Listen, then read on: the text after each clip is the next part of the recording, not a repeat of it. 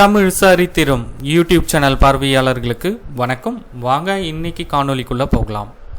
மானூர் பாண்டியர் கல்வெட்டு தேர்தல் நெருங்கிட்டு இருக்க இந்த சமயத்தில் இந்த தகவலை எல்லா தமிழர்களுமே கட்டாயமாக தெரிஞ்சுக்கணும்.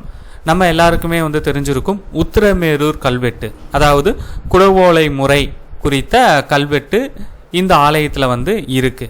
இதே போல உத்திரமேரூர் கல்வெட்டுக்கு முந்தைய ஒரு கல்வெட்டு, பாண்டியர் கால கல்வெட்டு திருநெல்வேலி பக்கத்தில் ஒரு இடத்துல இருக்கு. அந்த கல்வெட்டு பற்றின தகவல்களை பார்க்கலாம். திருநெல்வேலிக்கு வடக்கே 17 கிலோமீட்டர் தொலைவில் மானூர் என்ற சிற்றூரில் மானூர் அம்பலவான சுவாமி ஆலயத்தில் இருக்கிற மண்டப தூணில் பாண்டியர் காலத்தை சேர்ந்த வட்டெழுத்து கல்வெட்டு.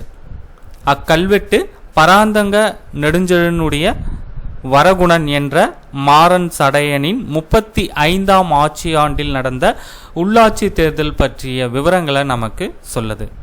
கிராம சபை உறுப்பினர்களை எவ்வாறு தேர்வு செய்வது என்ற இந்த கல்வெட்டு தெளிவாக நமக்கு சொல்கிறது. மானூர் கிராம சபையை மானநிலை நல்லூர் மகாசபை என இக்கல்வெட்டு நமக்கு எடுத்து எம்புகிறது. தற்போது மானூர் என்று அழைக்கப்படும் இந்த ஊர் அக்காலத்தில் மானநிலை நல்லூர் என்று அழைக்கப்பட்டது. இந்த கல்வெட்டில் சொல்லப்பட்டுள்ள வேட்பாளர்களுடைய தகுதிகள் என்னவென்பதனை நாம் பார்க்கலாம். கிராம சபைக்கு உறுப்பினராவதற்கு இந்த தகுதிகள் அவசியம் என்பதை ஸ்வஸ்தி ஸ்ரீ கோமரஞ்சடையருக்கு யாண்டு 35 என தொடங்கும் கல்வெட்டில் நாம் அறிந்து கொள்ள முடிகிறது. 1. வேட்பாளர்கள் 35 வயது முதல் 70 வயதுக்குள் இருக்க வேண்டும். 2. எழுத படிக்க தெரிந்தவர்களாக இருத்தல் வேண்டும். 3.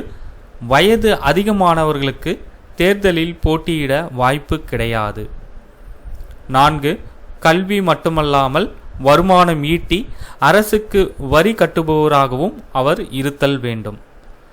வரி கட்டினால் மட்டும் போதாது, ஊருக்கு நன்மை செய்ய கொண்டு வரப்படும் திட்டங்களை முடிக்கும் திறமைசாலியாகவும் அவர் இருக்க வேண்டும். போட்டியிடும் ஆண்டுக்கு முன்பாக 5 ஆண்டுகளில் எந்த பொதுநல அரசு பணியிலும் அவர் பணி செய்திருக்க கூடாது. உத்திரமேரூர் குடவோலை முறை கல்வெட்டில் இருப்பதை போலவே யாருக்கெல்லாம் தகுதி கிடையாது என்பதையும் இந்த கல்வெட்டு அதே முறையில் நமக்கு சொல்கிறது. இக்கல்வெட்டு உத்திரமேரூர் கல்வெட்டை விட காலத்தால் முந்தையது.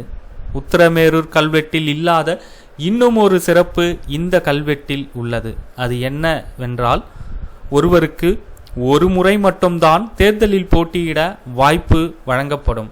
அதிலும் 5 ஆண்டுகள் மட்டும்தான் அந்த பணியை அவர் செய்ய முடியும் என்று அழுத்தம் திருத்தமாக சொல்லப்பட்டுள்ளது.